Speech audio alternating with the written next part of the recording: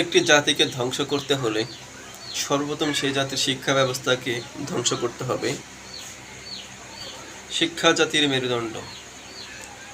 আগামী ভবিষ্যৎ প্রজন্ম সে শিক্ষাটা নিতে পারবে না, যে শিক্ষাটা মানুষের মেরুদণ্ড সোজা দাঁড়ানোর জন্য তৈরি করে। বিভিন্ন বিশ্ববিদ্যালয়গুলো যেভাবে আঘাতপ্রাপ্ত হচ্ছে ছাত্রছাত্রীরা, তাতে আগামী 10 বছরের মধ্যে কেউ আর পাবলিক বিশ্ববিদ্যালয়ে পড়তে চাইবে না। তখন তার নিজের কর্মসংস্থানের জন্য সে লড়াই করবে এবং তখন তার কেরিয়ার তৈরির জন্য সে দৌড়াবে। কিন্তু শিক্ষা ব্যবস্থা নিয়ে কেউ কোনো কেরিয়ার তৈরি করতে চাইবে না। একটি কারণ হচ্ছে শিক্ষা ব্যবস্থায় দুর্নীতি। বিভিন্ন গ্রামগঞ্জ থেকে যারা শহরমুখী হয়ে পড়াই করতে যায়, তারা বিভিন্ন